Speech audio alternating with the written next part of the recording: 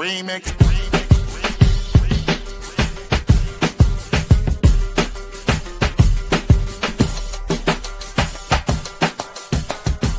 Remix. Remix. Remix.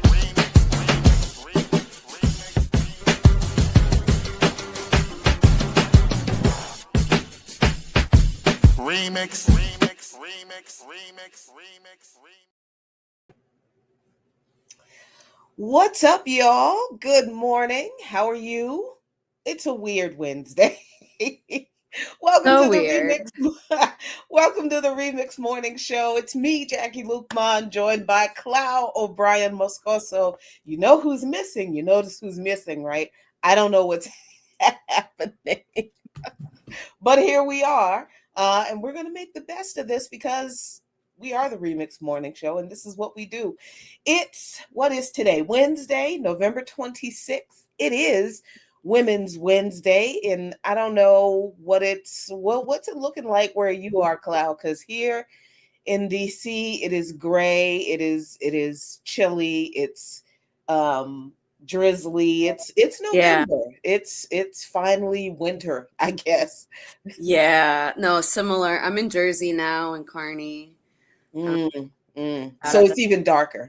it's even darker. Shout out to Sopranos. um, but yeah, man, I'm so depressed. I got back from sunny Guayaquil, even though I was there a little longer than intended. Regardless, for whatever Mm. reason, it was lovely there, and now I'm back on the plantation. Shitty weather. Mm. I don't like it. Yeah, it's never good to return to this place. Like every time I traveled somewhere else, um, like when I came back from China earlier this year, oh my God, that was the worst 13 hours on a plane. Mm, Because it just the closer I got to this place, the angrier and more depressed I got. yeah, yeah. It's just the worst. Same with when I went to Venezuela, same with Cuba. Every time I go to Colombia, it's like, oh God, can I just please, Yeah. can I just please camp out in your extra room? No, exactly. Exactly. Yeah, so that's the reality until we can fix this place and make it something worth coming back to, Mm-hmm. I Mm-hmm. guess. Mm-hmm. Because it is this we are, I feel like we're living in Nero era Rome. Mm-hmm. Only I we're what's going on in this country is it like Rome's debauchery pales in Yeah, yeah. comparison to what is. I mean, the only thing that I think the collapse of Rome pales or surpasses the collapse of the American empire with is like the personal violence and the violent depravity of the emperors. Like, okay, we're not seeing somebody like Nero um use people as human torches. I Yes. don't know how to I don't know how to describe that any other way with that. Like, yes, what Trump is disgusting. He's a disgusting, just evil, selfish, narcissistic, the megalomaniac. Yep, absolutely true. But he's not like doing gladiator games and having people mauled alive to death by wild animals for entertainment to distract people from the fact that the empire was indeed collapsing under its own weight. We're not seeing that kind of stuff. But what we are seeing is like a widespread, large scale escalation, not introduction of something new, but Mm-hmm. like an escalation and a laying bare of the true nature of the level of human degradation that has been going on for decades under every administration. Like people are are are are rightfully upset and afraid at ICE and their deputized white supremacist extremists doing the things they're doing in the way they're doing them. Yeah. But we keep having to remind people that these ICE raids, the only thing new are the deputized white supremacists. That's the only thing new. And you know, Even with that I mean the 287G program did that. that's true. You That's know, so true. I forgot even about that. That's that true. not like it's not entirely accurate. Like what we are seeing is, so I remember, I mean, I had a home raid and like I had just graduated high school in Wow. 2004. Hmm. This was under Bush, right? Mm. And my dad and inevitably went back after that. He self-deported because he didn't want to be in a detention center God. and not have access to his medication. Mm. So, you know, he did that, but, you know, the rest of us stayed. I don't know if that was a good choice or not, but here we are. um, I mean, but but what a choice to have to make, though. right, exactly. That's like it, and so like for me, like whether somebody chose to stay or leave because they didn't want to live under the fact that they are having to make that choice because Right. this is the policy and this has been so like that's repulsive. But the fact that your family experienced this phenomenon, this treatment, and face the option of self-deporting then under Bush. This is Right, what we right. keep saying. It's These not new. things are not new.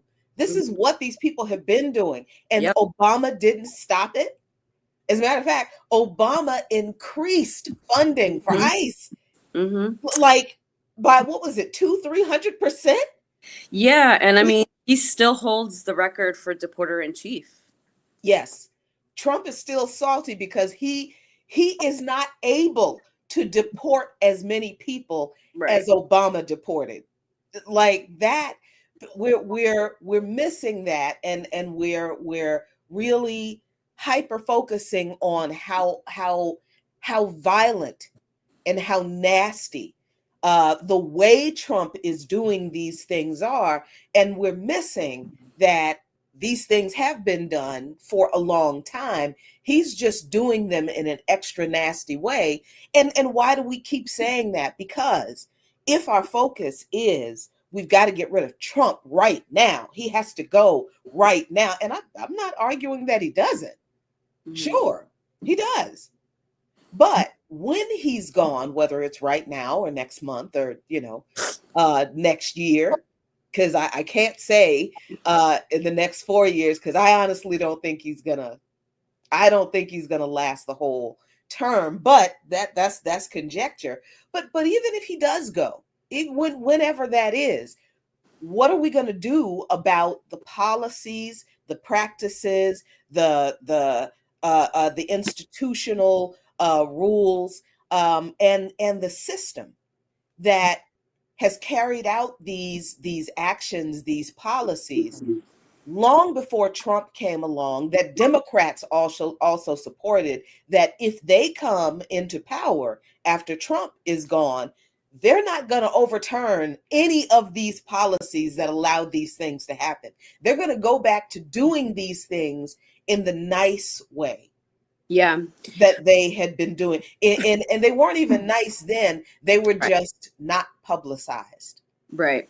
Yeah, I mean, when we think about the like increase in using even just detention centers, right? It does start from, I mean, honestly, hell, Guantanamo Bay was being used to detain Haitians in the 90s, right? This is not, Mhm. again, this is like really not new, right?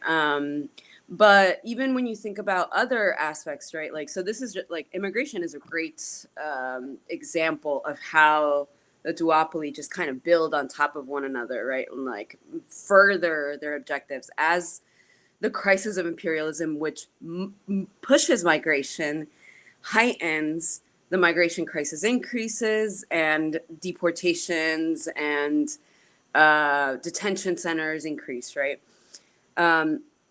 I just published an article in Black Agenda Report on a different topic about the Lima group and the escalatory war moves against Venezuela, but in a similar fashion, starts off from the Bush administration and the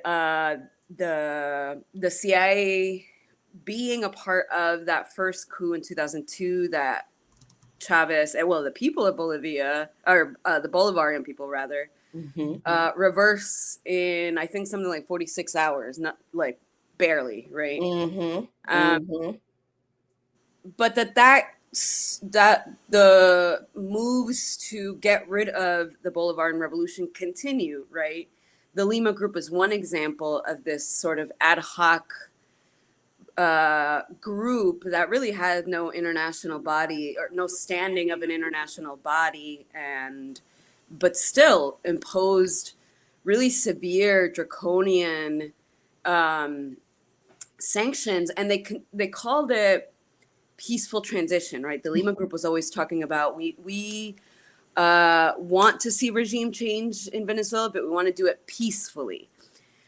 This peaceful, so-called peaceful transition did result in the deaths of 40,000 Venezuelans, right? So I don't know how peaceful we're talking about here, right? But this is one example of the liberal sort of orientation, but still trying to meet the same objectives, right? So what we see now with Operation Southern Spear and the Trump administration and Secretary of War Hegseth really just encircling Venezuela from all sides is maybe just like the outright fascist approach to the same objective, right?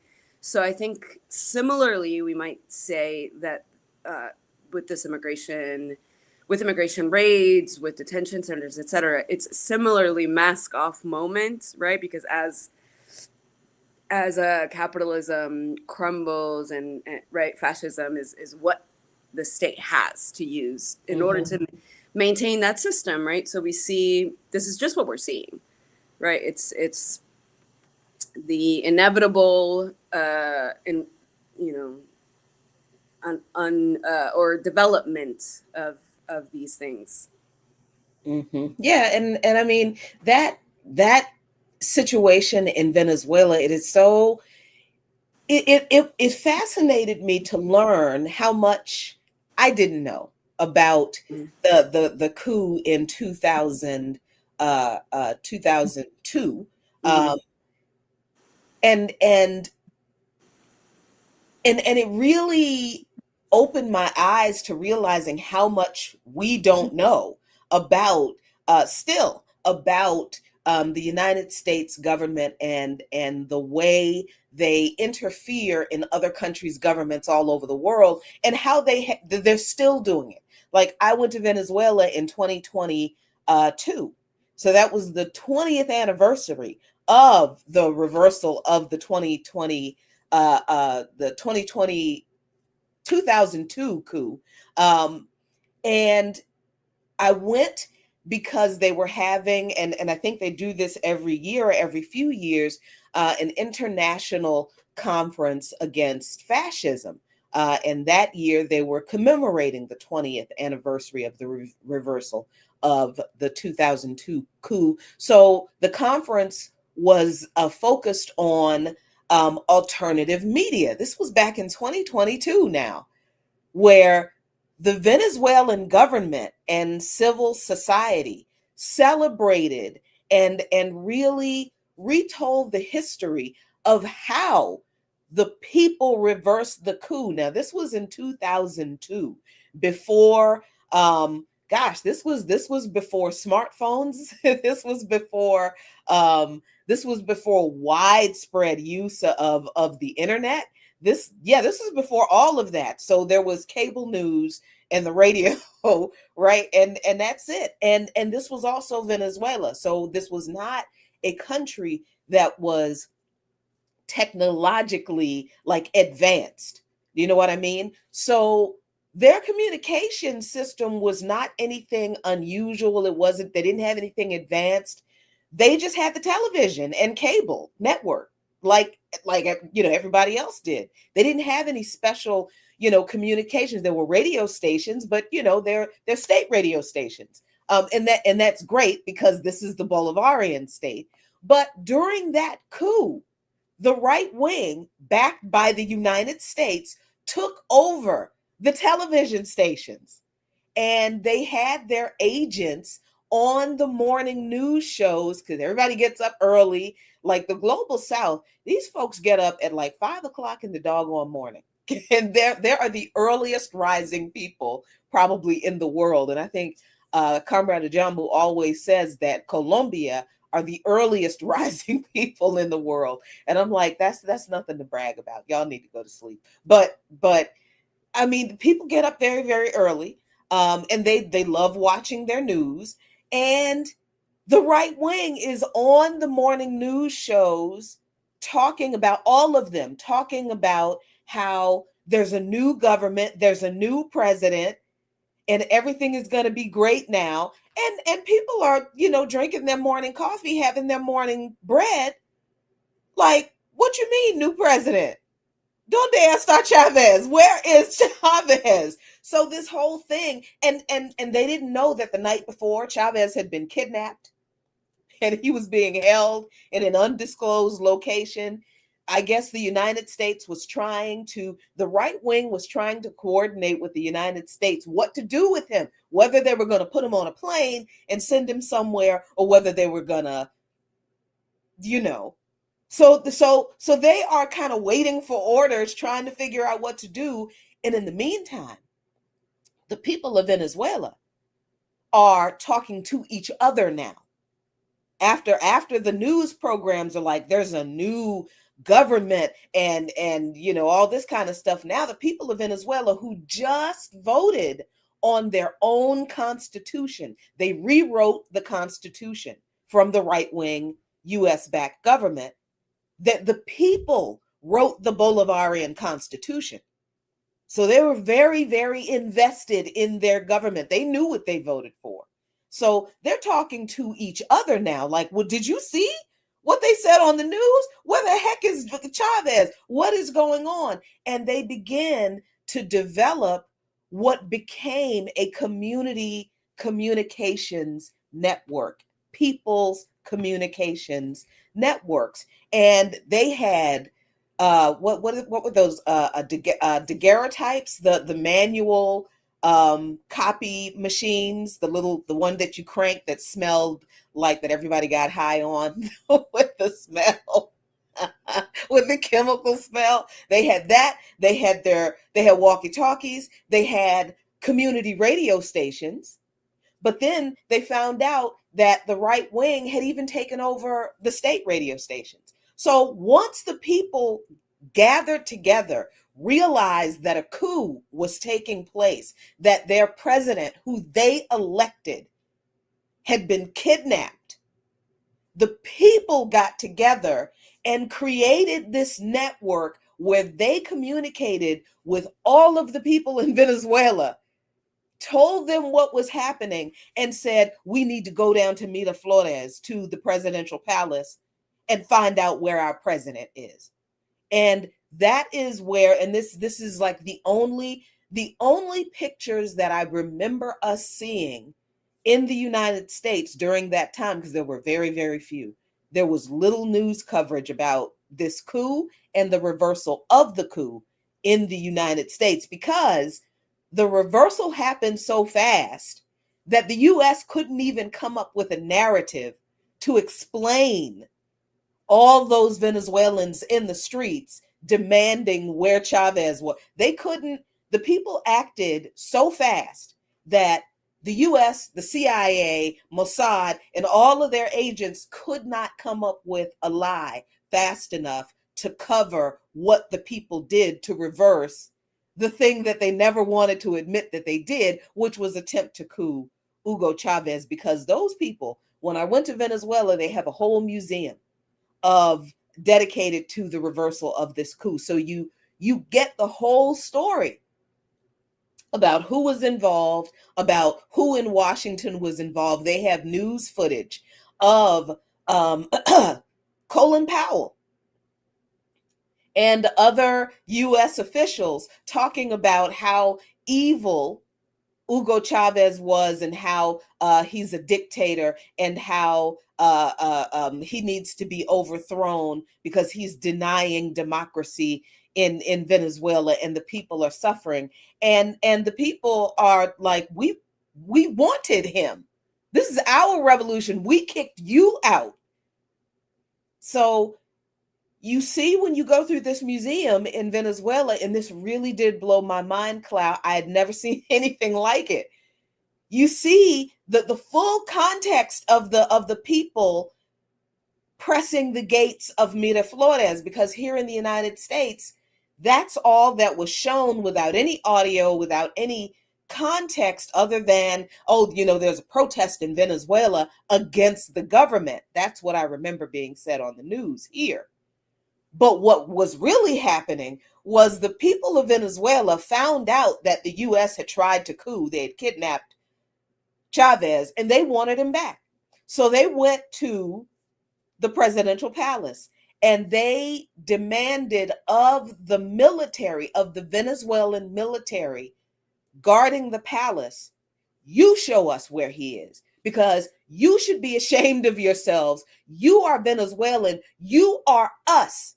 And this is where you see in that picture, if you remember, people holding up little books and like waving them in the faces of the soldiers. Those little books were the Venezuelan Constitution, the Constitution of the Bolivarian Revolution that all of the people of Venezuela contributed to. So these folks, these working class and poor and working Venezuelans, were reminding these Venezuelan soldiers, this is our Constitution. Whoever is behind this, and we know it's the U.S., we know it's the Yankees, they are violating our Constitution.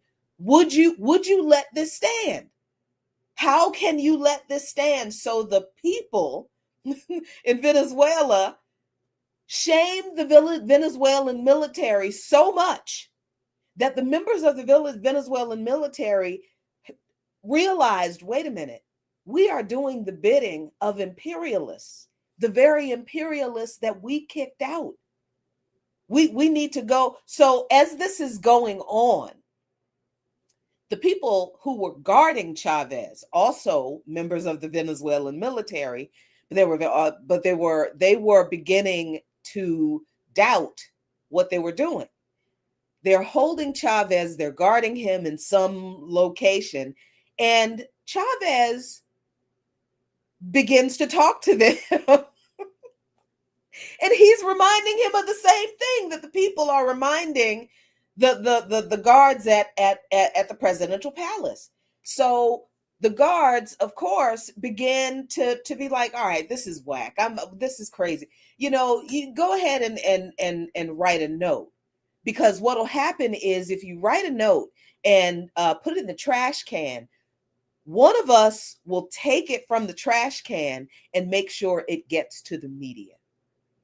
This is what the Venezuelan guards, the military who were guarding Chavez, realizing on the inside now that they were doing the bidding of the imperialists, and they gave Chavez an opportunity to alert the press. They were going to help him alert the press to let the press know that he was fine, that he was alive.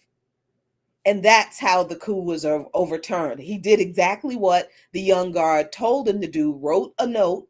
And this is the famous note that is shown in the museum, where Chavez says, I, Hugo Chavez, am the duly elected president of the Bolivarian Revolutionary State of Venezuela, am alive. I am still president. And one of the guards does take it from the trash can, take it outside of the facility where Chavez was held, shows it to another soldier. Another soldier's like, oh my God, he is alive. And that's how the information gets to people's communication networks, because the people were also so pissed off at the right wing for taking over the television networks, that they went to the television station with axes and they cut the communications cables. So all of the right wing people who were trying to lie on television, the Venezuelan people were like, we shutting them lies down. And they made it so that they could not broadcast lies to the people of Venezuela because they cut off they literally cut off the communications of the networks that had been taken over by the right wing. So you don't learn any of that. You do not learn any of that in the United States. Didn't learn it in 2002. You're not learning now as the US government continues its antagonism and attacks against Venezuela. You don't know how long this country and this government, under every president in both parties, have been actively trying to overthrow the Bolivarian government. Attempted coups have happened before, and they weren't done in a polite way. Kidnapping a president is not a polite thing to do. So the fact that this administration is murdering people with military weaponry in the sea is really no different from all of the other things that this government has done to Venezuelans. That 40,000 people that Clow mentioned, that's the result of the sanctions imposed on Venezuela by the US government and upheld or added to by every administration. That's 40,000 Venezuelans dead because of those sanctions. What's different now with what this administration is doing, other than they're just killing people directly? They're not killing people as an indirect result almost of sanctions, but they still kill people with those sanctions, and they knew they were killing people with those sanctions because they understood, just like they understood with Cuba, that because of the sanctions, Venezuela had a hard time importing food, medicine, and other supplies that people needed. So the Venezuelan government had to increase in some way their efforts at providing food for their people, because unlike Nicaragua, Venezuela is not food sovereign, unfortunately. They have gotten there because of the sanctions. They've moved to about 90+%. So now they have, yeah. But it was those sanctions, right, and the murder of and 40,000. That is an underestimation. Yeah, but it was the murder of tens of thousands of Venezuelans through U.S. sanctions that pushed Venezuela to become more food sovereign. So this is all of the stuff that, people are looking at what's going on now, that the Trump administration is doing in Venezuela as, the worst thing. And then, murder is awful. Yes, it's awful that they're murdering these people. We do need to understand, though, that this is just the latest iteration of the exact same actions that have been carried out against Venezuela by this government for decades, ever since the Bolivarian Revolution won, basically. So, no, appreciate that, Jackie. I didn't. That was great to hear about the 2002, and that there's even a museum to that. I think that's also where you see the beginning of such a strong like military and civic union, right? That made the Bolivarian Revolution like possible, honestly. And so that was what, over 20 years ago, 23 years ago, right? Fast forward those 23 years, now you have millions of civilians joining militias, right? Millions, over 50 million, I think is the number I read. Yeah. That's not nothing. It is not, especially when also witnessed that they celebrate what they call Military Day. And that's weird for somebody like, coming from the United States, is they celebrating this fucking imperialist, warmongering, blood-shedding machine. They celebrating the US military, but military in a revolutionary country, police in a revolutionary country is a different thing. Right. So, That's yeah, why so I never wear my like ACAB shirts when I go to Cuba or something. So I'm like, no, I love them. right. We let's be clear about that. Yeah, Like, exactly. yeah, so I'm watching this Military Day parade, and I'm feeling away, and I see that it's not just a celebration of the Venezuelan military, but it is a celebration of the civic military alliance. The fact that the military defended the revolution. Even as at first they were caught up in this imperialist plot, but they were reminded by the people that no, this is your revolution. You came from us. You are us. You don't work for them. You work for us.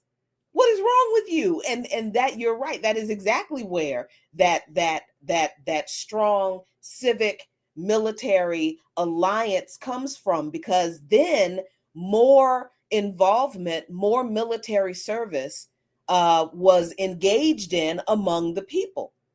Right. So Military Day in Venezuela is a celebration of the reversal of the 2002 coup, but it is also a reflection of the fact that the military is the people. Right. The police is the people. Right. So back in 2022, I'm standing there looking at millions of Venezuela. I mean, millions, as far as the eye could see. And the first in line were the militia members Mm-hmm. from the neighborhoods that were formed partially to defend, to overturn that coup, but were also holdovers from the revolutionary struggles to establish the Bolivarian government. We see the members of the military, the members of the police, and we see all of these. The militias were so incredibly diverse. There were militias full of senior citizens. There were militias full of women. There were, militias with women and men, intergenerational militias. There were Afro Venezuelans all over the place. Yes. There were what are the I thought this was really cool, because this was a guerrilla unit militia that you couldn't see their face because they were the guerrilla. So they had the whole ghillie suit on, and it was like 200 of them, and it was like, damn. And they're all participating in this revolutionary celebration of resistance. And one of them, I'll never forget, one of them, because we are all standing on, these the raised daises around the stage, because we're guests, we're a part of the delegation. And one of the members of the guerrilla militia was kind of looking up at the people on the stands, and he caught my eye, and I threw up a fist, and he threw up a fist back, and I'm like, okay, this is a different thing. This is not the same as the military in an imperialist country. This is not the same as a militia in the US. This is not the same as the police in the US. These are the people of this country, and they are involved in these activities to defend their people and their country from US imperial and Western imperialism. That's the difference. Yeah, I remember when I was in Bolivia, this past time around last month, one of the folks there was Venezuelan indigenous leader Noeli Bocaterra, one of the most important indigenous leaders that was in all the constituent assemblies, a major part of rewriting the Constitution, right? And she spoke about meeting Chavez for the first time and having to be convinced that someone from the military was going to take indigenous concerns seriously, right? Someone from the state was going to, and she was told, no, no, no, no, no. This cat is different. He's one of ours. Like, he's also indigenous, right? He's Afro-indigenous. Like, you should meet him. You should meet him. He let me know what you think, right? She wasn't necessarily convinced at first, but then when she does eventually meet him, it is one of those situations where she's like, he spoke to me as a person, the first time that any military person had ever spoken to me as a person. And little by little, the way he spoke to me, the way he spoke to everyone in the community, like, he did win us over. But that, just the fact that there was such a rarity, right? That they were like, wait, someone from the military actually thinks that we're like humans and right, like and are willing to consult us to be a part of the coalition. Like, that's, obviously the way she spoke about it was much more, I could listen to her speak for hours. But it was really interesting the way that even she described it as like, the military was never that for us until we understood it was our military. It was our revolution, right? It was our people defending that. Yeah. And so this is why, for people who know this history about Venezuela and the people of Venezuela, this is why we are like, okay, you fuck around if you want to.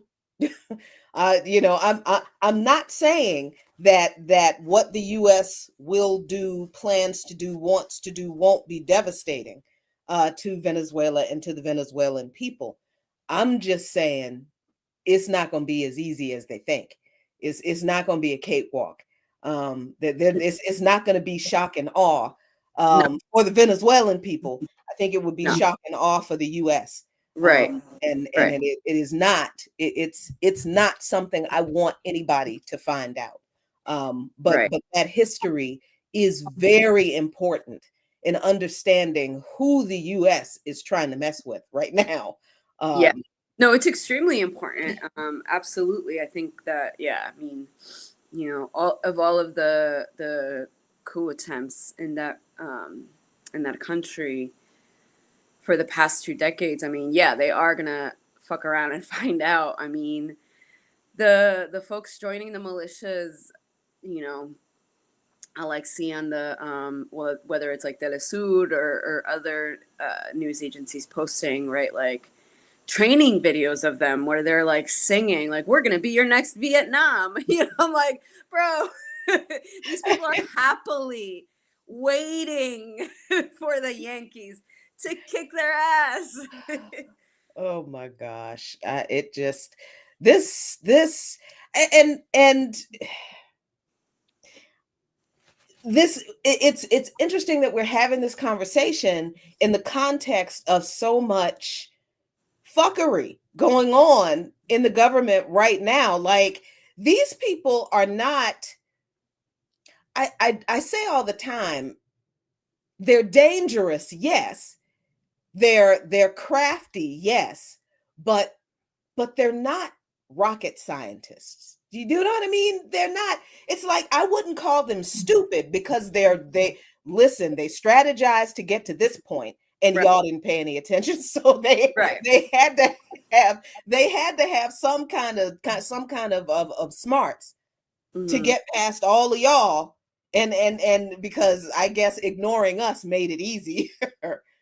But I mean, so they got to this point, and they were able to organize and strategize based on lies and hate. Yes, that's true.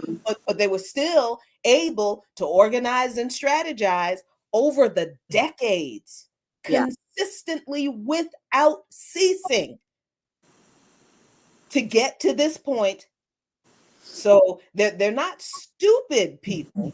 They're not dumb, but a lot of common sense, no, they don't have. I mean, Mouse said it best. They're paper tigers. Yes, they are. I mean, because when we look at where's this article that I just saw this morning, um, which I find interesting because listen, these are the same people who are always talking about the Constitution, the rule of law, law and order, rules-based order, blah blah, law, order, law. Really? So if law and order is a big deal, why are they trying to charge Senator Kelly with sedition or what is it, treason, Yeah. for saying that military members should and can disobey illegal orders? Because that really is like the law, isn't it? Isn't it supposed to be like you if you believe that an order is illegal, then you have no obligation to follow it, and you can assert, and if orders violate your personal ethics, then you can assert conscientious objector status. I thought they're supposed to be able to do that. Then how come Hegseth is talking about potential punishments for Senator Kelly in confrontation over illegal orders video? So CNN says that Secretary of Defense Pete Secretary, it's funny that they're not calling it what they renamed it, like it matters. It doesn't make any difference. They've always done the same thing, and it was originally called the Department of War. But Secretary of War / Defense Pete Hegseth has been highly critical of the 6 Democratic lawmakers who released a video last week urging military service members to disobey illegal orders, calling the lawmakers the seditious 6. Oh, that is really weird. That is very weird because I'll tell you in a minute. Okay, and categorizing their messages as despicable, reckless, and false. That criticism has particularly focused on Senator Mark Kelly, the member of the group who had the longest tenure in the military. So Kelly served in the military. If anybody knows military law, it's him. So, and who achieved the highest rank of captain in the Navy.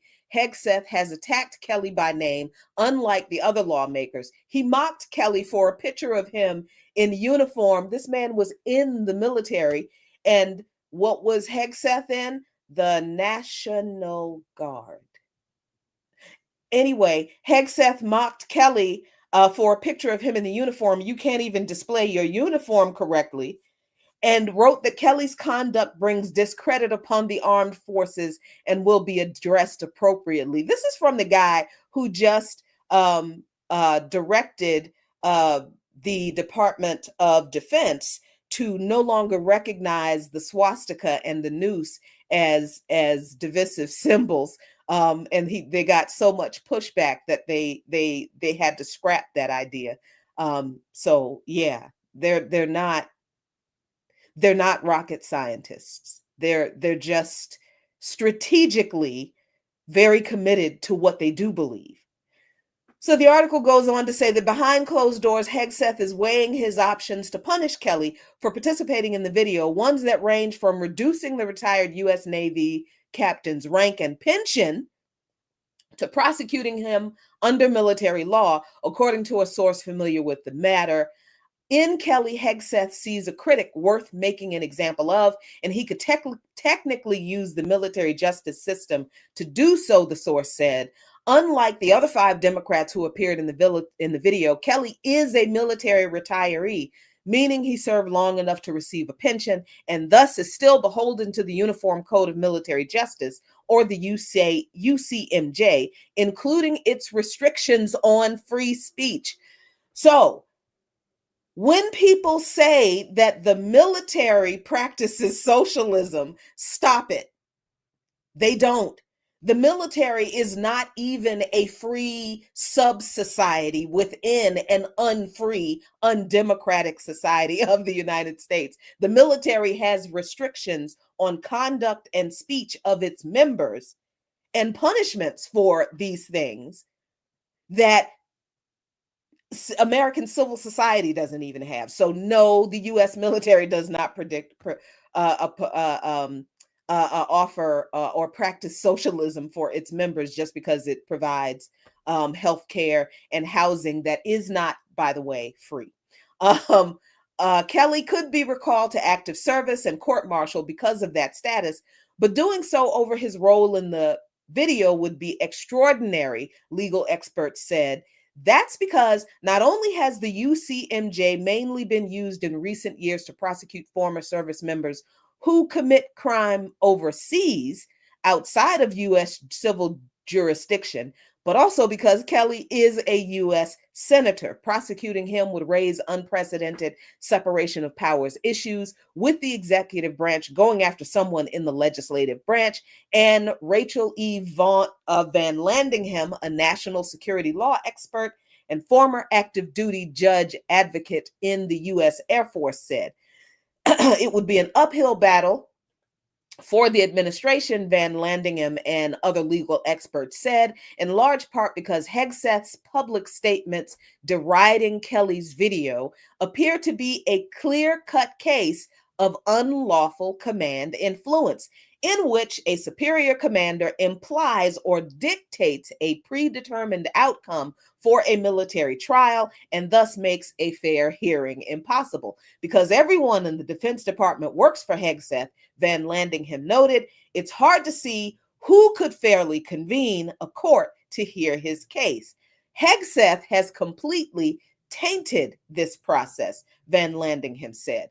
A coalition of former and retired military judge advocates has also issued a rare joint statement. They normally do not talk to the public, warning that the Pentagon's effort to recall Kelly for UCMJ prosecution is partisan in nature, legally baseless, and compromised by unlawful command influence. We are confident the unlawful influence reflected in the press reports will ultimately disqualify all convening authorities except possibly the president himself from actually referring a case for court-martial, the statement said.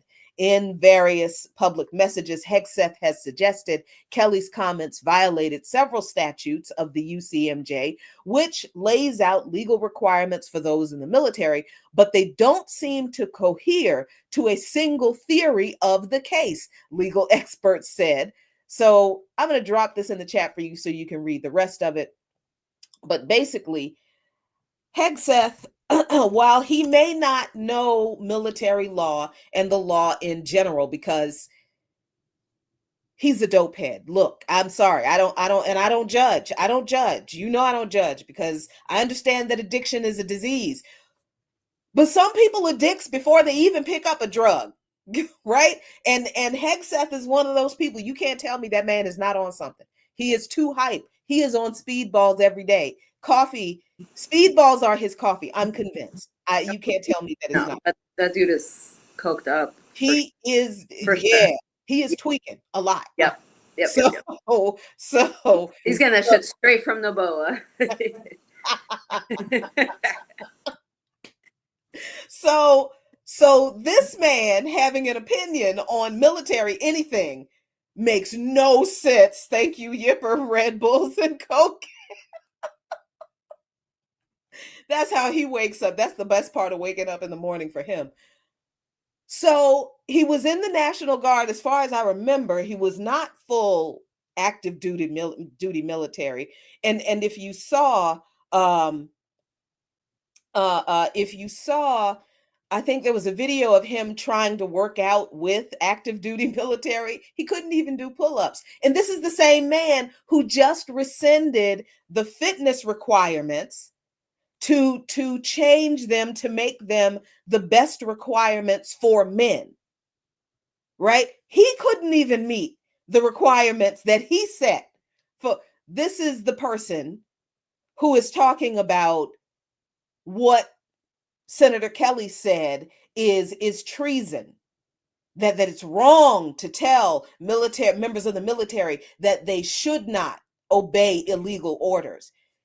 While intellectually, this is idiotic, ideologically, this is incredibly strategic, because this is a threat to members of the military.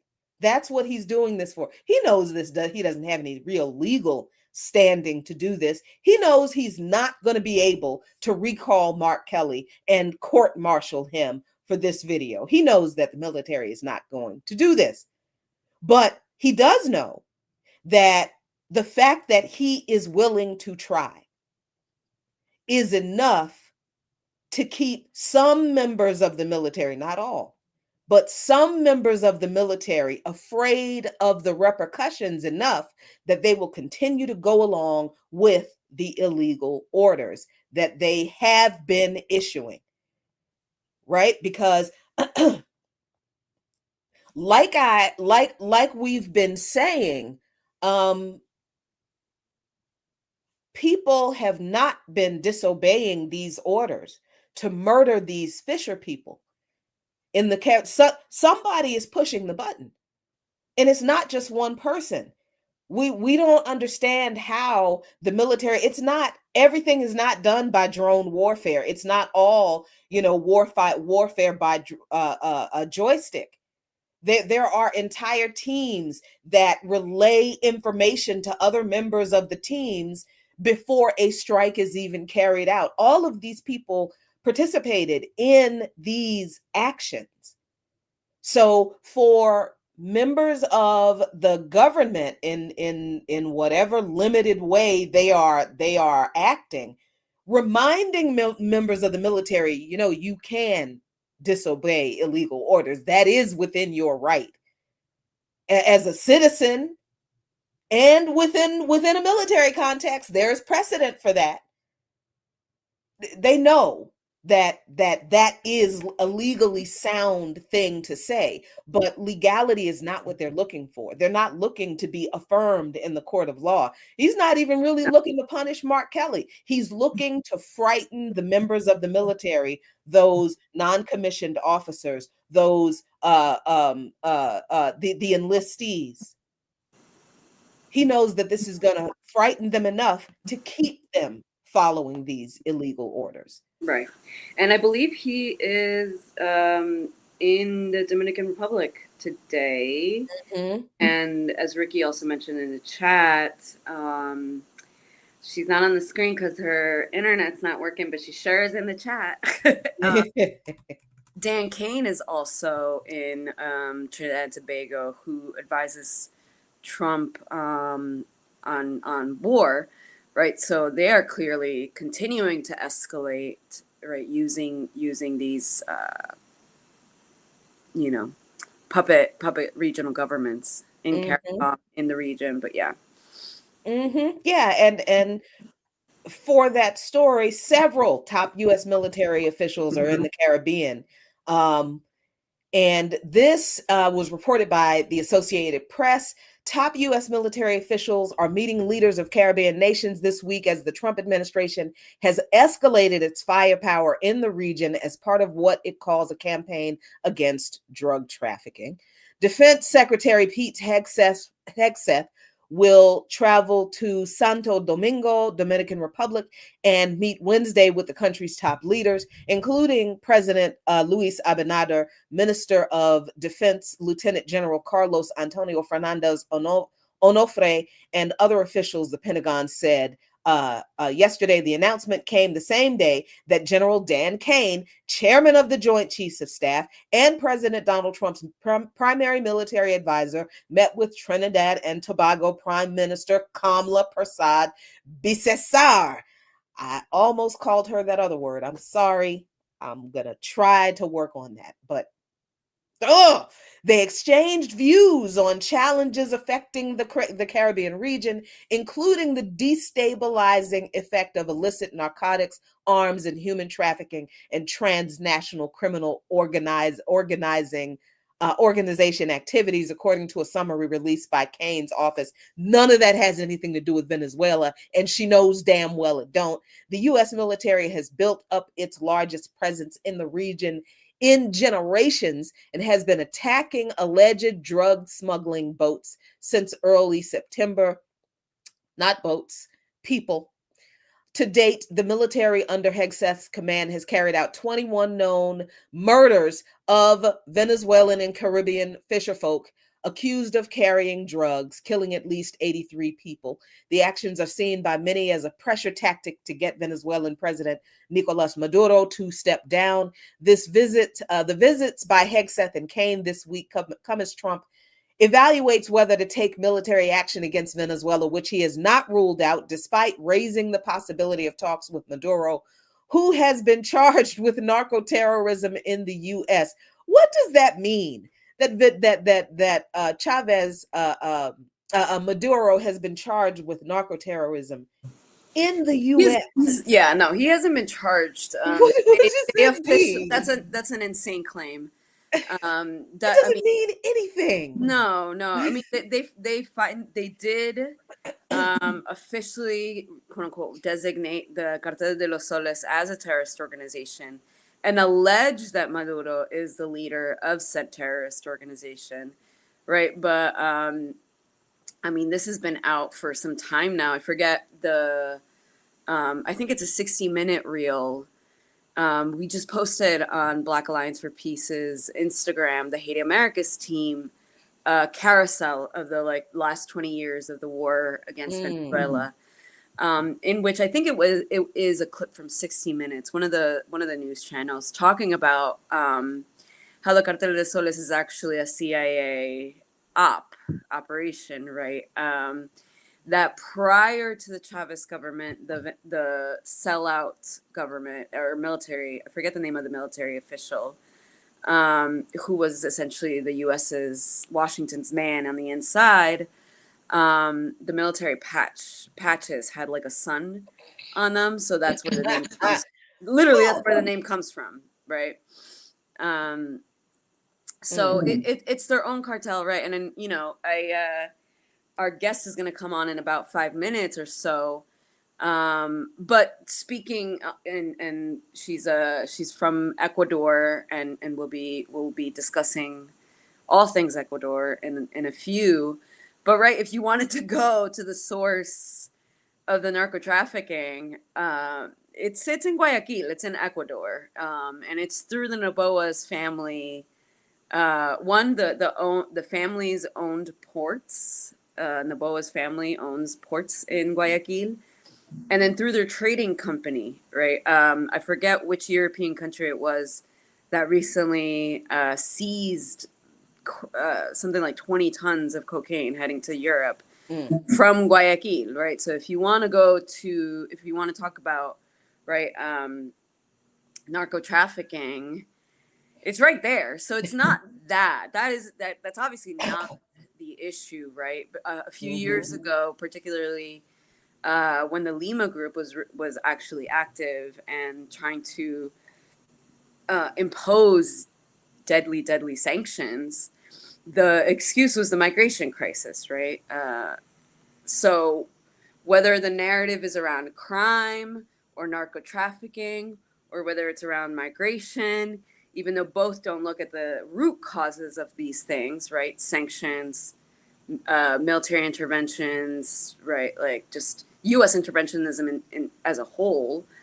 They don't look at the root causes of this, but they're looking at whatever excuse fits the narrative of the day in order to move the same objectives, right? I just dropped, and we can go over this real quick before our guest comes on, but The Intercept just did, they went through some, I guess some of the like documents, right, that's talking about all of the recent Pentagon moves, and it seems that it's indicating that the plan is to keep troops in the Caribbean through at least 2028, right? So we've spoken about this before in terms of, the U.S. just needs forever wars, right? Mm-hmm. The military industrial complex just needs wars, whether it's against internally colonized populations, whether it's in Palestine, whether it's in Venezuela and the Caribbean at large. The U.S. needs consistent, forever wars, right? So you can see here, right? The Intercept look through some of the documents, particularly around food supplies, right? Mm-hmm. For the because you could kind of tell what they are planning based on them needing to feed a bunch of troops that they're planning on keeping there, right now the force is up to 15,000 troops in the Caribbean since the summer. Those Mm-hmm. numbers are probably really low, actually, if you consider Caribbean countries that have troops in them that aren't being counted again in this particular deployment, right? So like Mm-hmm. U.S. troops in Haiti, for example, right? That could be easily diverted towards these efforts. Um, so, I mean, yeah, this is U.S. imperialism, U.S. Mm-hmm. forever wars. They don't even need to win, right? No. I think they know they're not going to win. Yes, because winning is not a part of it. I don't even know that the word winning is even used in their planning and strategy sessions anymore. It's about, they will say things like stabilization, influence, and the nebulous partnership. Partnership always means control. It's occupation, basically.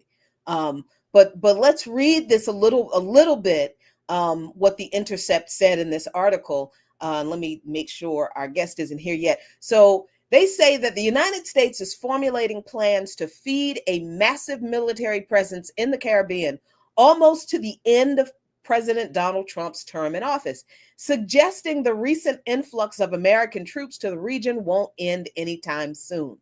As gossip, official leaks, and rumant, a portmanteau of rumor and intelligence, about a coming war with Venezuela reign in Washington, Defense Department contracting documents, you always find out the truth from the Department of Defense contracts. Always. Department of Defense contracting documents reviewed by The Intercept offer one of the most concrete indications of the Pentagon's plans for operations in the Caribbean Sea over the next 3 years. The contracting documents earmark food supplies for almost every branch of the U.S. military, including the Coast Guard, Army, Navy, Air Force, and Marine Corps. They detail an effort by the Defense Logistics Agency, DLA, to source, quote, fresh bread and bakery products to Department of Defense, DOD, or troop customers in the Puerto Rico zone. One spreadsheet outlining supplies for Puerto Rico troops notes tens of thousands of pounds of baked goods are scheduled for delivery from November 15th of this year to November 11th, 2028. The Pentagon has built up a force of 15,000 troops in the Caribbean since the summer, the largest naval flotilla in the Caribbean since the Cold War. That continent now that contingent now includes 5,000 sailors aboard the USS Gerald R. Ford, the Navy's newest and most powerful aircraft carrier, which has more than 75 attack, surveillance, and support aircraft. So, y'all, um, if you Right. ever want to find out what the Department of Defense is really doing, find the contracts that they've already signed and allocated money to produce services for. Don't believe what they say. Look at their paper trail. Mm-hmm. That contract is already signed. That Yeah. contract is already in force. And to Erica's point in the chat, this bill was under Biden to combat China's influence in the region, right, from 2021. So again, they have a bunch of plans cooked up for various reasons, right? But whether they deploy them at what time and for what exact reasons. They can just shift around. Um, but this has been something that they've been planning for quite some time. I think, especially when it comes to quote unquote combating China, right? The Caribbean literally connects east to west when it comes to global commerce routes. So Mm-hmm. if you essentially bottleneck that area, you control global commerce, right? That's Which right. is why it's so geostrategically important. Yeah. Mm-hmm. But hey, y'all, thank you so much for joining us here on the Remix Morning Show on Women's Wednesday. No ear doctor today. So sorry, but you've got Jackie Lukman and Clau O'Brien Moscoso, and we also have a guest. So let's get into this interview. Let's go, y'all.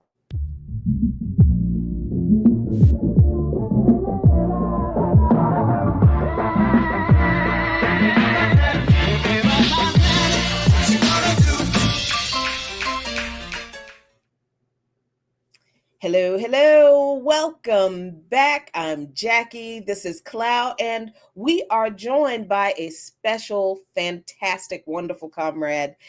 Cloud, take it away. Yes, please, peace, comrades.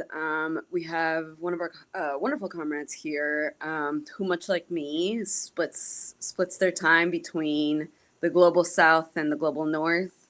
I'm sure you experience, whiplash every time you come back.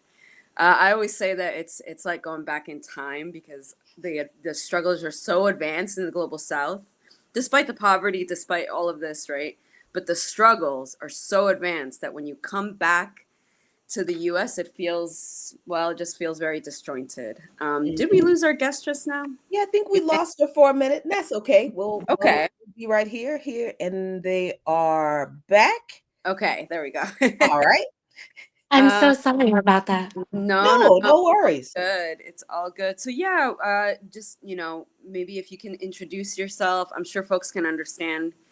I should probably do this too, but Too um, late now. yeah, it's too late now. My face and name are out there, but I'm sure folks can understand if you're in between narco dictators and U.S. imperialism. You kind of want to be a little bit, safe. So we're not, Mhm. we're going to be able to hear and enjoy the musings of our comrade. But yeah, if you want to introduce yourself, where you're at now, and maybe if you can start us off with the recent popular consultation in Ecuador, what those 4 questions were and the results. Absolutely. Well, thank you so much for having me on the platform. I want to begin just by asking if my audio is okay. Do I sound clear? Okay, wonderful. Because if needed, I can plug in a mic. It's just I have a couple different ports going on here. And but it sounds like it's all good, right? Yep, all good. Sound great. Loud and clear. Wonderful. Um, So yeah, thank you again for giving me and my comrades an opportunity. Yes, as you know, to share a little bit about both the general strike, the consequences of it, the wins, and the electoral victory that the Ecuadorian pueblo showed through a historic blow to U.S. imperialism a little bit over a week ago now. Um, so yeah, and thank you also for protecting my anonymity. Folks can follow updates on via around the political landscape and the ongoing worker anti-imperialist struggle in Ecuador and across Latin America via my Twitter, Soviet Westazón, where I have been sharing and reporting, covering the paro nacional that just occurred in Ecuador, and the struggle which continues. Um, so yeah, I am asking for anonymity just because I have also had some issues coming back from Cuba and China with the Customs and Border Patrol asking questions around political work. So thank you again for affording me that. But there are ways for folks to follow our work. I'm a member of a Latin American Marxist coalition that has supported and engaged with the Colombian general strike of 2021, and also with the Paro Nacionals, the general strikes of Ecuador, in both 2019 and 2022. Personally, my experiences with organizing anti-imperialist labor and land struggles, political prisoner campaigns, tenant union work, and undocumented worker struggles, and of course, solidarity with both Palestine and the anti-imperialist alliances across the Americas, which are so critical to the liberation of all working people. Um, and I'm Ecuadorian. Come from a communist family in Ecuador that has, many of my elders have faced a repression. Some of them had to be given asylum by the Cuban Revolution because of the state repression in Ecuador that continues till today. So a lot of my reporting follows that, and particularly right now, to give an overview, as Clau asked, the last 6 months in Ecuador have been the most dangerous and deadly period in the nation's history.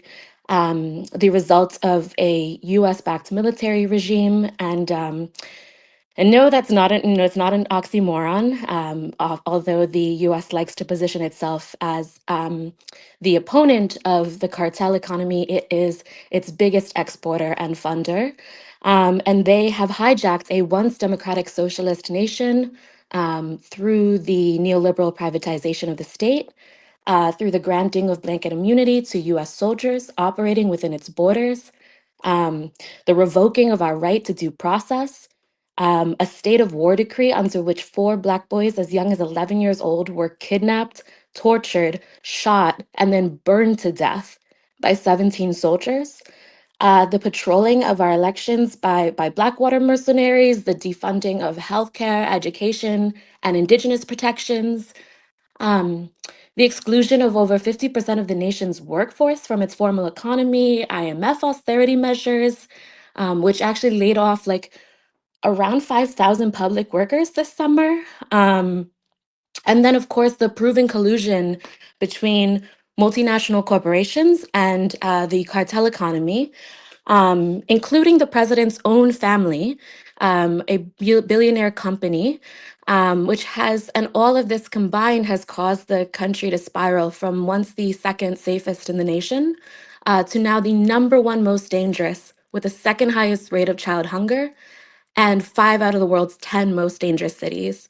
All of this is with the intention, of course, of creating a crisis so dire that it manufactures, public consent for a militarized U.S. puppet state. This has been continuously the playbook that the United States has used across Latin America. We see this in Plan Colombia. And of course, in the ongoing context right now, this manufacturing of public consent um, will in turn, of course, be used as a pawn for the growing war on Venezuela.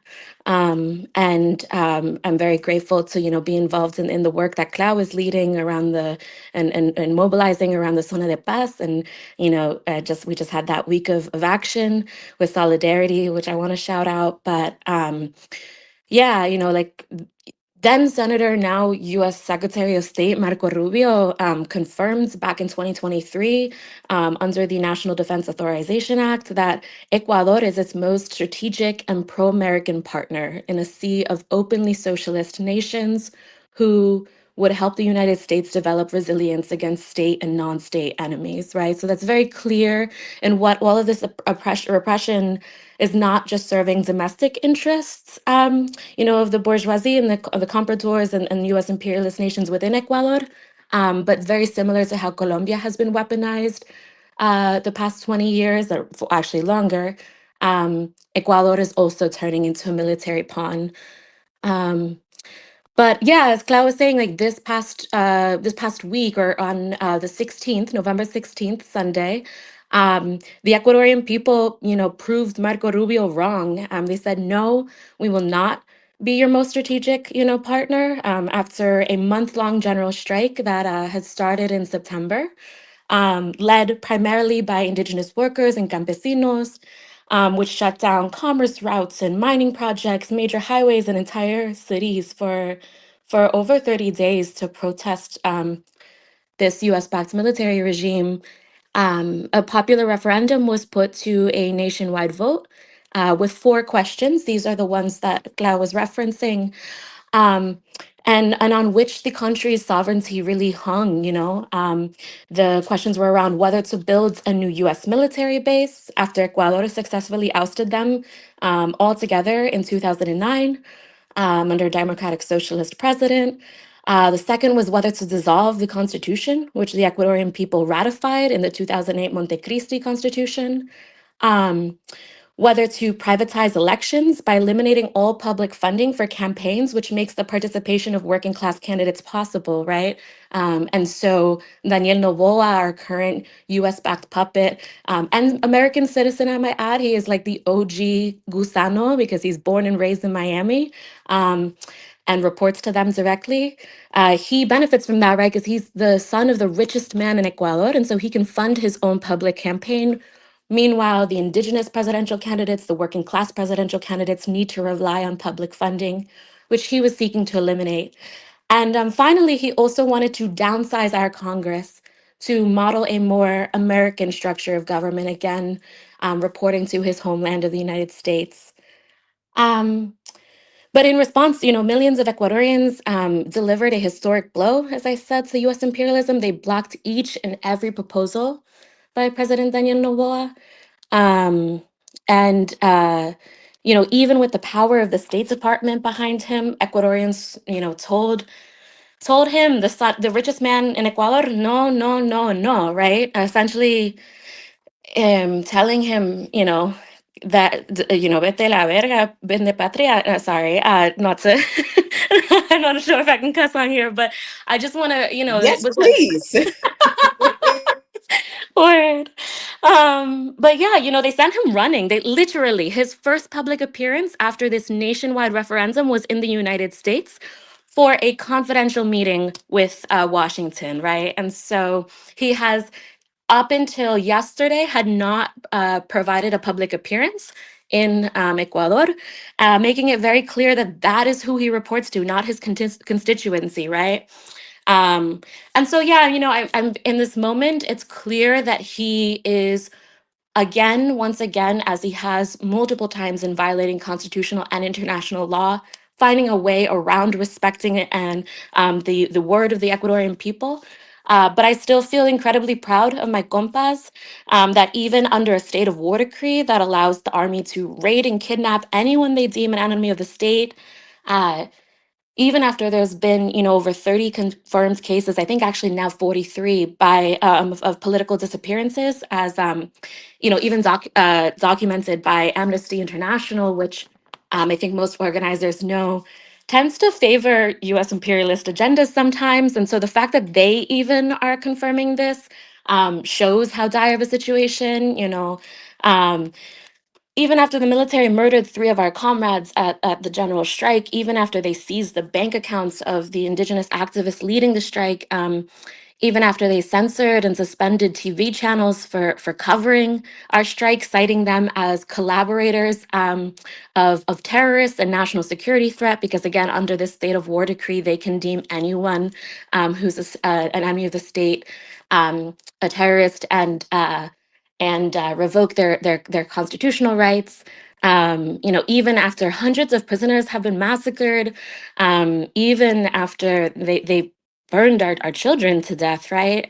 Even after they had Eric Prince and his mercenary goons, formerly of Blackwater. I'm not sure what PR name they're spinning it with now, but they had him posted up to intimidate voters at the last election. And yet, with all of this pressure and repression, the Ecuadorian people still did not kneel to Daniel Noboa. And so I just have a lot of gratitude for my compas. And what they mobilized, and I just want to end by giving gratitude to Rosa Elena Paqui, Efrain Fuertes, and Jose Waman, indigenous leaders who gave their life to this struggle during the general strike when they shouldn't have had to. This this progress, this victory in a long struggle is for them, and because of them. Yeah, no, thank you so much for that sort of deep background. I wonder also, I guess, with this blow, right, to the plans that Naboa had. Um, what do you even though this was, you know, a victory for the people at the electoral site, right? What do you think comes next? Because I'm sure, you know, being under state of emergency in early last year, January 2024, much like Peru, and I wonder, this would be a very interesting compare and contrast, right? Because I see a lot of similarities, especially when Noboa um, declares an internal armed war, right? So in the 80s, Peru was under an internal armed war that the numbers, very low numbers, are at least 70,000 killed. And to this day, we're still finding unmarked graves, right? Which really was like a Plan Condor, right? Like a truly an anti-communist purge. So I wonder, even though the Ecuadorian people did give Noboa and the U.S. a blow at the election site, what does come next? Because I think we understand that, you know, folks like this are not just going to go away and, oh, okay, well, we do respect democracy. I guess we're just going to pack it up, right? No, absolutely. The material conditions on the ground, unfortunately, have not changed. Noboa is still in power. There is still a state of forces agreement between the U.S. State Department and the Ecuadorian government, which allows the U.S. military to not only occupy our airspace, our highways, our commerce routes, what else? Our maritime, like our ocean and coast. Which unfortunately could be used if this growing war on Venezuela escalates even further. Um, and then also there's the natural resource industries, which were previously nationalized, and or many of whom were previously nationalized, have now been handed back to the hands of U.S. capitalists. Um, and on top of that, daily life for Ecuadorians is incredibly dire. And as I mentioned, we are the nation with the second highest rate of child hunger. We are one of the most dangerous countries in all of the Americas, and that 90,000, that those conditions have displaced internally over 90,000 Ecuadorians, and furthermore created a huge wave of migration to the United States, wherein many undocumented migrants have to weather a very unsafe trip, crossing the hawkish U.S. military border. Um, and particularly under this escalation of mass deportations, are facing incredibly dire working conditions when they arrive to the United States. And so um, and in back home, the diesel subsidy, which was slashed, which is what really was the final straw that broke the camel's back and initiated this last general strike. Unfortunately, it remains. Of course, this general strike led to the Consulta Popular, and that is in representation of where the Ecuadorian pueblo, the people, stand. But unfortunately, it was called off, much to the dismay and in opposition to what the rank and file worker groups on the ground had decided they wanted to continue, but the leadership struck a deal essentially behind their back with the Noboa administration, out of the fear, understandable fear, of the U.S. backed military regime, but certainly not a way to respond to the escalation of a dictatorship, really. And so this has also, of course, taken the highest toll on rural people, Black and Indigenous groups. the working class, and also children. We have had a 640% raise in child murder. The cases of missing people has I think it's doubled or tripled, and young girls as young as 12 years old account for more than 70% of those missing cases. And so it's clear that there is a coordinated effort that the state is allowing to happen either negligently, or I would argue is directly complicit in. Many of these girls are suspected to have been trafficked by the cartel, which I would love to touch on the ties it has to Novoa's family. Because poor working class families in areas where these cartels have seized the economy have no choice but to be intimidated into letting these cartels essentially kidnap their children. And the still taxes were raised on working class people from 12 to 15%, despite Novoa's own family owing the government $98 million in tax debt. And these austerity measures of raising taxes, of slashing the diesel subsidy, are of course part of the IMF's impositions on the country. And particularly, I want to note that the IMF austerity measures, one of them was to close the Ministry of Security.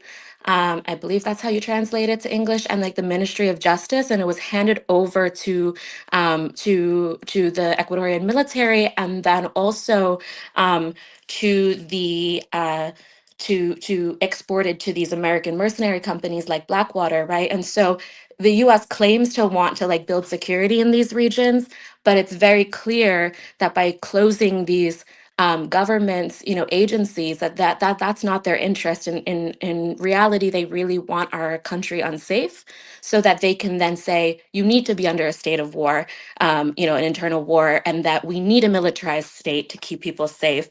And it's very clear that under Novoa, nothing has become safer. And actually, now Ecuador, under him, has become the number one exporter of cocaine. And 70% of the cocaine distribution passes through Ecuador and goes to Europe and the United States. And so everything that he claims to stand against, he's actually complicit in. And part of that is all leading to the U.S., having unlimited power to operate within our borders, including in the Galapagos, where they are still building a military base. And so, yeah, I just, the material conditions have not changed, and that's why, la lucha sigue. But certainly, I think that this general strike shows that there will be a more militant response as they continue to escalate. Yeah, no, thank you so much.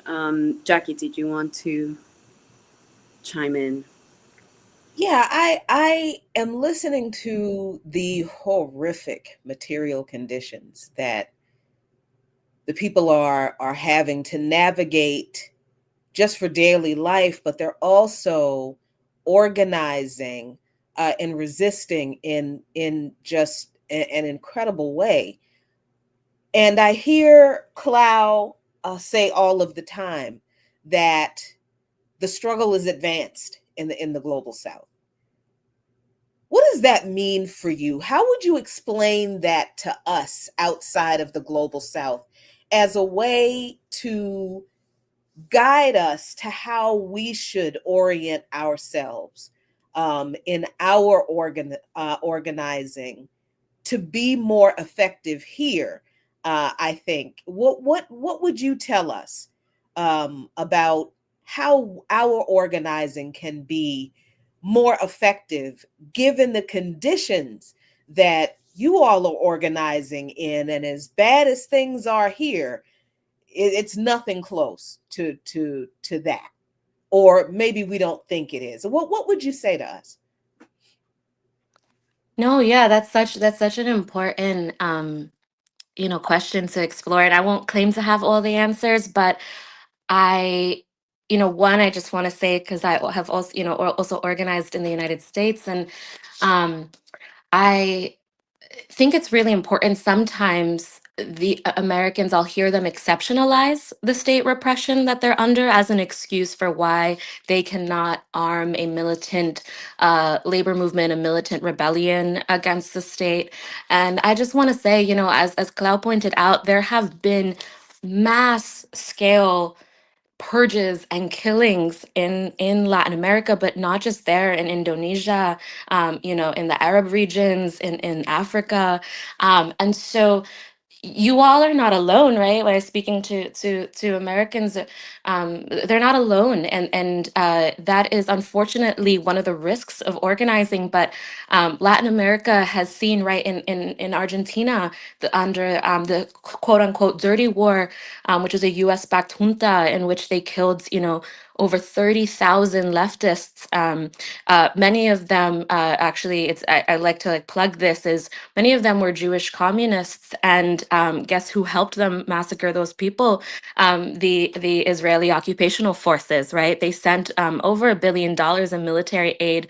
So as this ongoing genocide of Palestinian people continues to be, justified as a way to protect Jewish Americans, I don't think that that should be the focus, right? The focus should always be on Palestinians, but I also think that it is incredibly ironic that the IDF claims this when they have been complicit in that. But sorry, to circle back, there's just there is, and we are not only under the repression of a police state, right, that is backed by our own nation's capitalist compradors, but also by U.S. military intervention and far less international observers, far less media attention.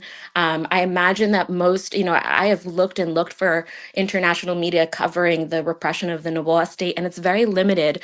Whereas when there is repression within the United States, even though bourgeois media often justifies it, there is still coverage. And so, I just want to say first, like the conditions, I don't think that's a fair excuse. One of the things that I think is so effective about the organizing in Latin America is people organizing around the points of production. So, for example, oil fields were shut down entirely by the collaboration between the indigenous campesinos whose land is being stolen from them to exploit for these oil extraction, but also the workers itself who see a shared interest with these indigenous people because they're being exploited by the same corporations in very different ways. Commerce routes, right? Like when Noboa first launched this diesel subsidy, which would the slashing of the diesel subsidy would make it far harder for the transportation of medical supplies, the transportation of food, the transportation of all these basic necessities, right? The response wasn't just to go to these points of like public office and protest, which is often what I see the strategy used in the United States, and that's important, right? Like you want to make your voice heard, but they were like, where do we actually wield power? And it's that these bourgeois systems rely on our labor to create their capital, to create their profit. And so if we say no, absolutely not, we will not, contribute to your profits unless you meet our demands. That is what has made the 2019 and the 2022 general strike in Ecuador possible, right? People shutting down commerce routes, people in the indigenous leaders in Otavalo, this past general strike, they gave a beautiful, inspiring speech where they said to their people, Otavalo is a historically indigenous a pueblo in Ecuador, and they said, nothing in the economy moves. Everything is put to a halt except for pharmacies and hospitals. The only things that keep people alive, that's the only thing that gets to run. Everything else, banks, taxis, grocery stores, everything else that moves capital is shut down, transportation. And so they joined arms with the truck drivers, with union workers, with the educators, with the students. And that's where the power is. And this is it is not just spontaneous. There goes a lot of work into these strikes, right? The creation of mutual aid networks that can sustain people's livelihood during the strike because, they're withholding their employment.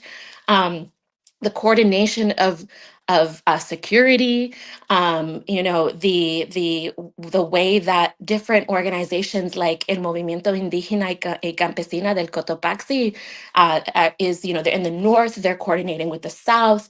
I'm like, I'm joining like weekly national meetings in which people are sharing their strategies. There's consistent communication, there's consistent self-criticism as well, and self-reflection. Every time there's an action, people are like, what were the victories? What were the areas where we were weak? What are the ways that we can improve? Looking to history for lessons. And also voicing disagreement when they feel that the leadership of these organizations is not fairly representing them, right? The CONAI, which is the largest indigenous federation in Ecuador and has been responsible for much of the militant resistance to right-wing governments in Ecuador, but unfortunately has also swayed in its political spectrum over the years, sometimes siding with Washington interests. And there are what is true of them, and very similar to like unions in the United States, right, where the leadership can be right wing, where the leadership can be bureaucratic, right? We saw what's his name, O'Brien of the Teamsters. He met with Trump, right?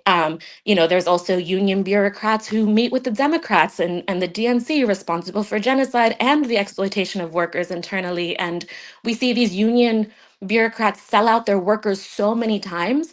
But I want to say to American workers, they don't have to represent you. You do not have to be accountable to them. You can have militant rank and file rebellions. You can resist them. And the Ecuadorian people did when CONAI didn't put a democratic decision about ending the strike, when they just announced it over social media without even giving their militant rank and file bases an opportunity to speak. These militant groups came forward in the hundreds across the country and held public, press conferences and said, no, we workers, we campesinos, we students, we're not represented by this decision, and the strike continues. And so yeah, I think those are some of the lessons that we can learn. And the other thing I'll just say um, and Black Alliance for Peace and the Zona de Paz are doing this work, but it's internationalist coordination, right? We cannot rely on only our nation's liberation struggle. We have to be coordinated because the bourgeoisie of our nations are, and so the working class of our nations must be too. Bars, Yeah. bars, bars, and bars. Thank you. Internationalism always. Yeah. I'm curious if we can talk a little bit more about this split, I guess, if you will, in the leadership of CONAI and in the mass space of CONAI. Right. Because I remember, right, 4 minutes, we'll give you 4 minutes. Right. I remember, right, Marlon Vargas coming out saying that, very unfortunately we have to make this decision to end this strike. And then later that day, folks I think it was Imbabura, that were saying absolutely not. That was not popularly consulted. We still uphold the strike. So I wonder if you can speak a little bit more to maybe the class antagonisms within the leadership and the broader base, right? Absolutely. Yeah, so I'll try to be quick because it sounds like we're down to the minute. But I think in a more general sense, yes, I think this is often also a representative of a larger pattern of professional organizers and their contradiction with then working class people who are involved in militant organizing struggle. And in general, there have been times where CONAI, I had mentioned, for example, they ran Yacu Perez, who's was an indigenous man of Cañar, who had legitimate criticisms of the former government of Correa. That was a democratic socialist government which had cut poverty in half, which had, the highest wages, a minimum wage in all of Latin America during his time. He ousted the U.S. military bases. He expropriated a ton of our industries. He seized the central bank. He democratized media that was formerly all owned by corporate banks, and so he did a lot of progress for our nation. And also there were shortcomings that he had, particularly that most impacted indigenous working class groups. And as a result of that, there are members within CONAI who are very critical of him, and with all good reason. But we were faced an election between a right wing banker who was responsible for the 1990s economic crash, in which over 60% of Ecuadorians lost all their savings, right? Many of them lost their homes. And that, and a democratic socialist who was promising universal health care, reinstating the nationalization of several industries, promising $1,000 checks, which goes a long way in Ecuador to working class families.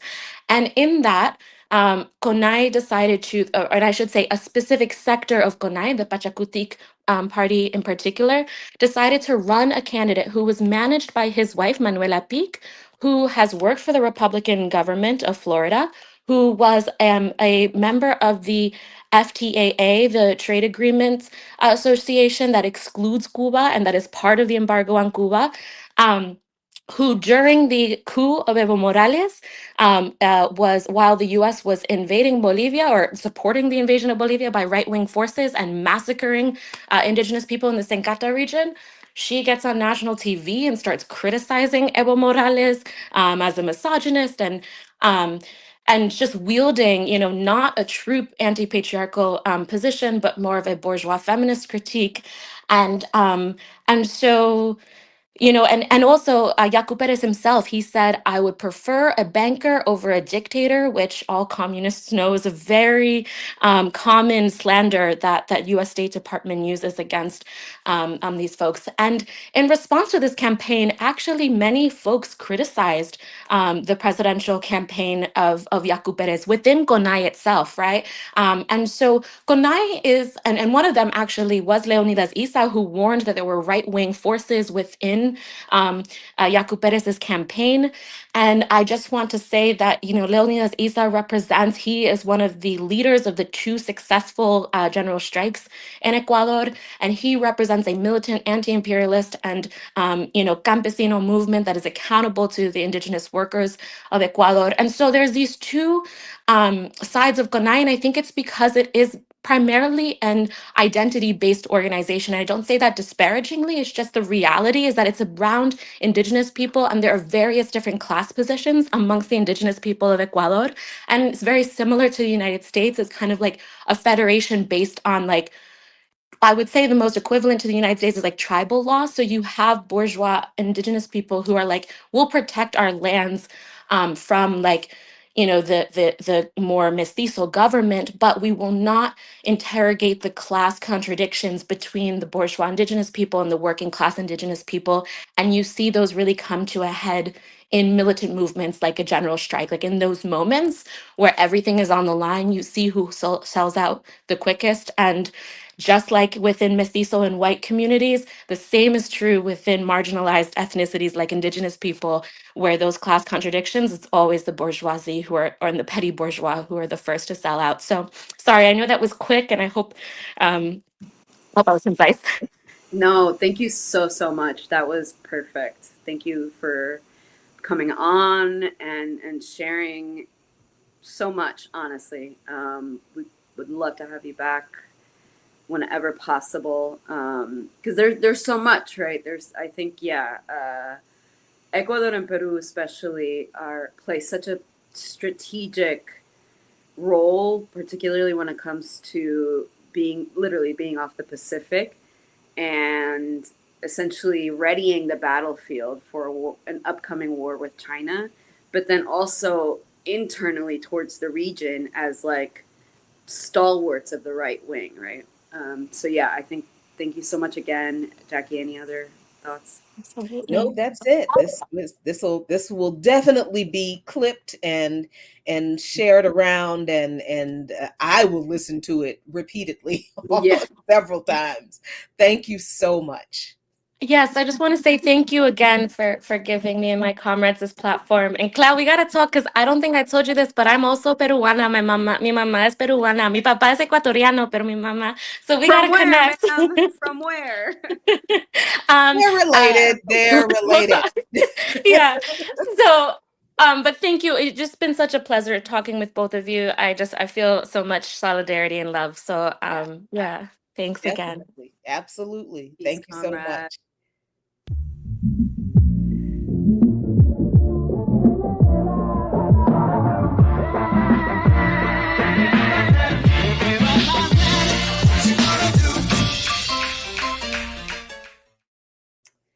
I love it when the work we do puts us in contact with people who just affirm the importance and the beauty of the work we do. Like organizing is wildly beautiful when you see it bring people together the way we do. When we do it right, when we do it right.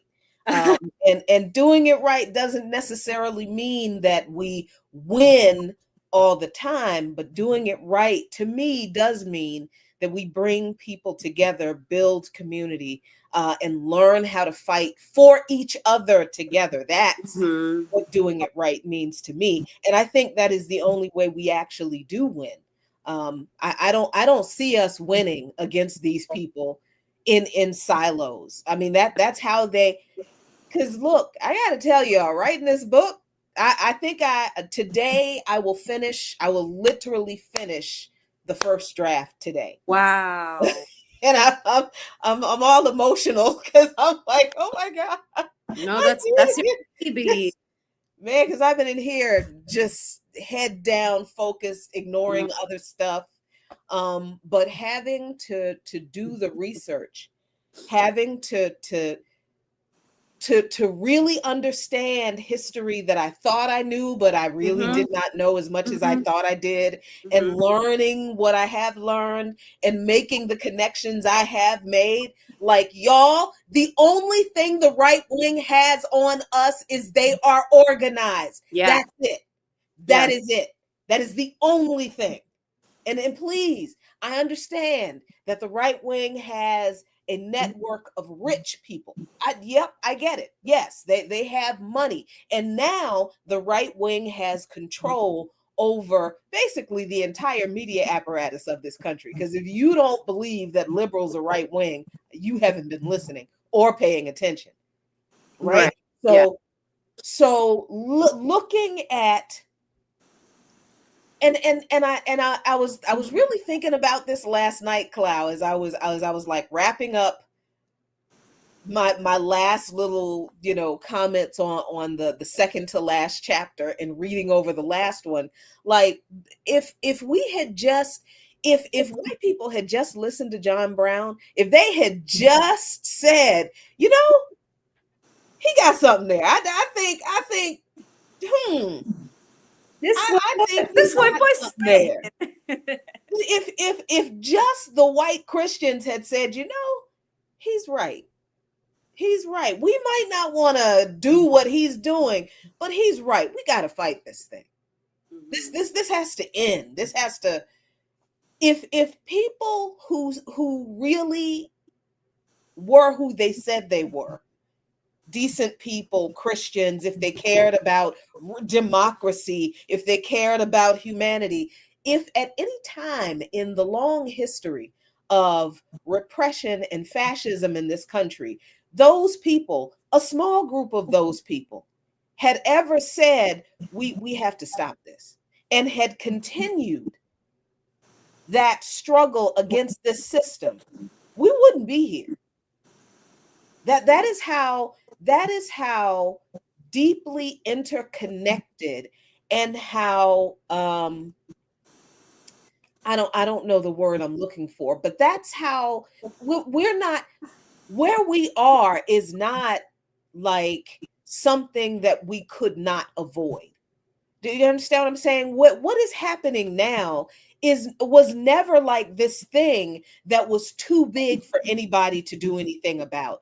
There were plenty of times, repeatedly throughout history, when the conditions were ripe and the moral imperatives were clear, and white people in this country basically chose to ignore their morals, or they chose to actually be who they really were and stop lying about their morals. And people who saw it basically kept shaking their heads and saying, oh, that's too bad. And the only people who actually fought against it were Black people and Indigenous people and the people who were the most oppressed from those actions. And nobody listened to us. Nobody listened to us. Instead, what they did was get mad because we told them the truth about themselves. That's what happened. So we are in a situation now where everybody is living under this oppression because they just chose to look at the people who have pointed out to them repeatedly throughout history. We don't have to take this. This is wrong. They're eventually going to come for you. And instead of white people listening to those folks, white people said, shut them up, and sent the police and the military. And now they're having to deal with the police and the military. If collective action, cross-cultural solidarity, and people-centered organizing was what people engaged in this country to fight fascism, when people realized that's what it is and that this is wrong and the system is wrong, we wouldn't be here. But white supremacy rules in this country.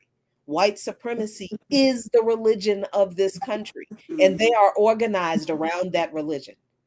Capitalism is the religion of this country. They are organized around that religion. What the fuck is the left organized around? Yeah. Yep. I mean, I think I get to this point in my personal life, my organizing life, and just as a curious person who likes to know and learn stuff, I get to this point and I'm like, man, how badly did we fuck this up? like when we look at when our comrade was talking about criticism and self-criticism, I feel like one of the things that we have not done well as revolutionary Black radical tradition organizers, we haven't done an effective and strategically useful job of debriefing the shortcomings of previous struggles. And I understand that we've always been on the back foot. We've always been fighting the repression. We've always been protecting ourselves. But we have to be honest about why we're still fighting for voting rights after we won the civil rights laws. You know what I mean? Like we are not talking about why the things we won don't feel like victories, and how the victory was taken out of those things, the way our movements were co-opted, the way some of our people collaborated with people to weaken our movements for their benefit, for their personal benefit, right? The class antagonisms within our movements. Yep. That made it easier for this type of infiltration to happen, where you had, this issue where younger people after the civil rights movement saw the shortcomings of the civil rights legislation, and they were pointing out, y'all missed something. Y'all bougie ass Black folks missed something. Okay, we got integration, but we have no power because look at how we're living. Right? I don't think on this side, yes, the right out organized us, absolutely, because they've been on point, focused on their goal, and dedicated to the long-term battle. The right is dedicated to protracted struggle. I was going to say, they actually understand protracted struggle. They've been in protracted struggle for 400 years. Literally. And it's not just here. They are organized with the white right wing all around the world. All around the world, and they have been, even as they have gone to war with each other over little petty issues, but they sure as hell come back together and organize against us. They are invested in protracted struggle. We won't even talk to working class and poor and peasant organizers in other countries because we still believe they got anti-blackness.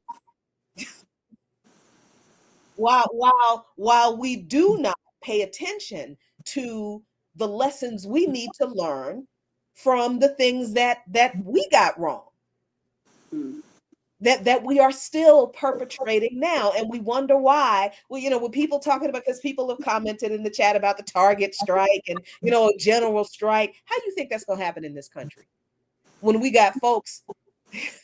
When we got folks listening to Cardi B speaking at the UN, believing that what she's saying is relevant, right? When we got folks listening to Jules Santana talking about kids need to learn how to start businesses, not how to read. Oh, Lord. I mean, just listen to what the comrade said before, right? The leader of CONAI almost unilaterally ended the strike, and the masses said, no, you don't have the power. We got the power. Yeah. Oh, sorry. I always confuse those two chicks. Nicki Minaj, not Cardi B. Sorry. I don't know why in my brain they're the same person, but you know what I mean. You just started a whole other feud. I know. That's my superpower. Intentionally, unintentionally New York City's over culture, over pop culture issues. Like, oh no, not Nicki being look. Listen, I am a metalhead. That's my excuse. I don't care about these. Now you misquote a metal song and attribute it to somebody else. We fighting because you don't know what you're talking about. But all this other stuff, I don't know about these people. But anyway. But anyway, oh man, 2 hours goes really fast when you're having fun. It does. And you don't have your overseer here. I was just gonna say, especially when you don't have some random person making comments. But hey, stuff happens, and as much as we can, the Remix Morning Show will go on. Ear Doctor is fine, just had conflict. He partied a little too much. Yeah, had a little bit too much fun last night. So yeah. I'm sure we shall see him again tomorrow. And until next week, I won't be back on until next week because I got to finish this thing this week and get it out the door so I can get part of my life back. Because then the edits come back, and that's going to be a whole nother few months of agony and anxiety. But here we are. But hey, thanks so much. Yeah, I was just going to say, especially if it's a Jemima Pierre edit, that will take you forever. Good Lord. Jesus, just... A writer hates to see Jemima come. I'm thankful. I am thankful for her expertise, her and Margaret Kimberly, but damn, Margaret's a wonderful. No, they're both wonderful editors, but like, I mean, if you don't have confidence in yourself as a writer, don't send your shit to them. Don't send to edit it because they will hurt your feelings. They put you, they send your stuff back, and it's basically like saying you cannot stop writing. You don't know what you're. I was like, I thought I was feeling myself. God, I know. And it's like, you're like, no, what are you doing? But you know what? That if you love to write, that is the best way to learn to write. Mm-hmm. It really, there's no way to do it other than to have somebody who is a better writer help you and show you how to write better, and that's the best way to do it. So. Yeah, thanks y'all so much for joining us here on the Remix Morning Show, Women's Wednesday. I'm Jackie Lukman. This is Clau O'Brien Moscoso. We are out. Let's see. Where's the thing? Let me hit the thing. Where's the thing? Okay, I always got to find the doggone outro. Okay, here we go. Peace, y'all.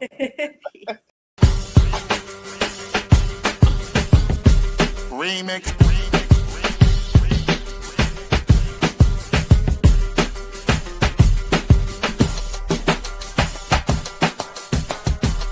remix,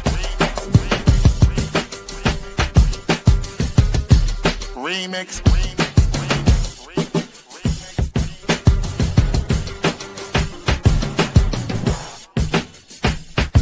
remix, remix, remix, remix, remix.